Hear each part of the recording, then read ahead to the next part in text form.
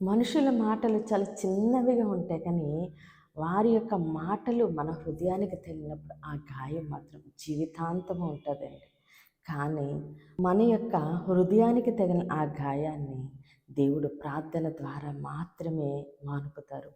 శరీరానికి తగిన గాయమైతే కొంచెం కాలానికి తగ్గిపోతుంది కానీ మనసుకు తగిన గాయం తొందరగా తగ్గదు. కానీ మనము ప్రార్థించడం ద్వారా ఆ ప్రార్థనలో దేవుడు మనకి స్వస్థత ఇచ్చి మన హృదయ గాయాన్ని ఆయన కట్టబోతున్నారు.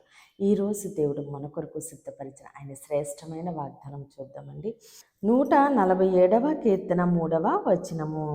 గుండె చెదిరిన వారిని ఆయన బాగు చేయవాడు, వారి గాయమును కట్టువాడు. ఆమేన్. దేవుడు ఈరోజు మన కొరకు సిద్ధపరిచిన ఆయన శ్రేష్టమైన వాగ్దానం. గుండె చెదిరిన వారిని ఆయన బాగు చేయవాడు. ఆమేన్. ఎవరినండి దేవుడు బాగు చేస్తున్నారు? గుండె చెదిరిన వారు. ఎప్పుడు గుండె చెదిరిపోద్ది? తట్టుకోలేనప్పుడు. ఏదైనా ఒక విషయంలో ఎప్పుడు ఆ కుటుంబము చెదిరిపోయింది అని చెప్తారు. ఎందుకంటే సమాధానం లేక. అలానే హృదయానికి సమాధానం లేనప్పుడు, మనుషుల యొక్క మాటలు మన హృదయానికి తగిలినప్పుడు, మన హృదయం గాయమైపోయినప్పుడు మన హృదయం చెదిరిపోతూ ఉంటుంది. కానీ మన హృదయ పరిశోధకుడు, పరిశీలకుడు, పరీక్షించే దేవుడు మనకి వైద్యుడిగా ఉన్న దేవుడే. మన హృదయాన్ని బాగు చేసేది మన దేవుడే. మన హృదయానికి తగిన గాయాన్ని కట్టేది దేవుడే. ఎప్పుడంటే మనం ఆయన పాదాలు పట్టుకొని తట్టుకోలేనప్పుడు. ఎందుకంటే మన బాధ ఎవ్వరికి చెప్పినా అర్థం కాదండి.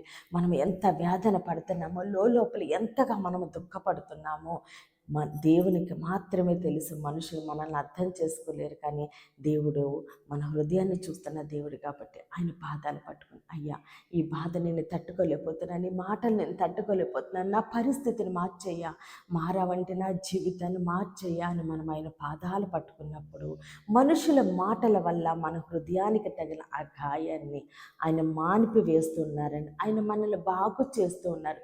మన హృదయ గాయాన్ని ఆయన కడుతూ ఉన్నారు.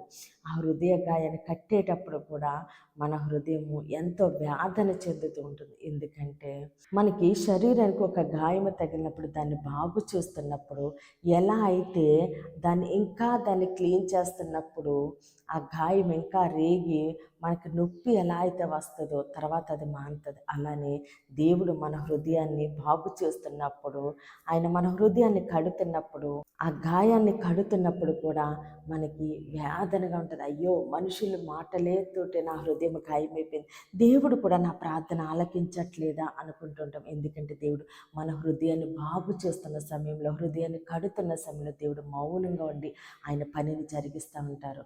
దేవుడు ఆయన పని జరిగించిన తర్వాత మన హృదయ గాయము కట్టి మనకి దేవుడు నెమ్మదిచ్చి ఆయన మనల్ని బాగు చేస్తున్నారు. కాబట్టి మన హృదయము గాయమైపోయినప్పుడు దేవుడు మన హృదయాన్ని కడుతూ ఉండగా, మనల్ని బాగు చేస్తూ ఉండగా సమస్త ఘనత మహిమ ప్రభావాలు మనము దేవునికే చెల్లిందామండి. కొద్ది మాటలు దేవుడు మన వినికిల్లో దీవించి ఆశీర్వదించునుగాక. ఆమేన్. ప్రేర్ చేసుకుందామండి. అందరూ కన్నులు మూసుకుని ప్రేర్లేకి ఉంచండి. మహోన్నతుడ, మహాగణుడ, పరిశుద్ధుడా, నీకే స్తోత్రాలు, వందనాలు తండ్రి. మా హృదయాన్ని తండ్రి బాగు చేసే దేవుడివయ్యా, మా హృదయ గాయాన్ని కట్టే దేవుడివయ్యా, నీకు వందనాలు తండ్రి. ఈ వాగ్దానాన్ని మా జీవితాల్లో నెరవేరి దయచండి తండ్రి. మమ్మల్ని దీవించి ఆశీర్వదించండి. యెరూషలేముకి యేసు నామములను క్షేమము కలుగును గాక. దైవజనుల వారి కుటుంబాలు, సంఘాలు, పరిచర్యలు యేసు నామములను దీవించబడును గాక. ఈరోజు పుట్టినరోజు, పెళ్లి రోజు జరుపుకుంటున్న ప్రతి ఒక్కరికి సంవత్సరం ఒక ఆశీర్వాదకరముగా ఉండును గాక.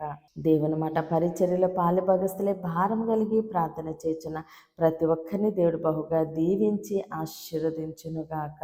అనారోగ్యంతో ఉన్న బిడ్డలకి యేసునామములో సంపూర్ణ స్వస్థత కలుగును గాక. మూయబడిన ప్రతి గర్భం యేసునామములో తెరవబడును గాక.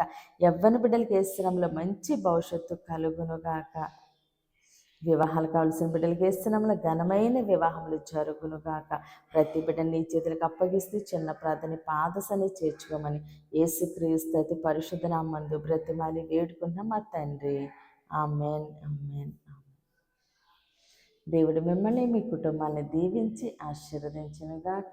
ఆమేన్.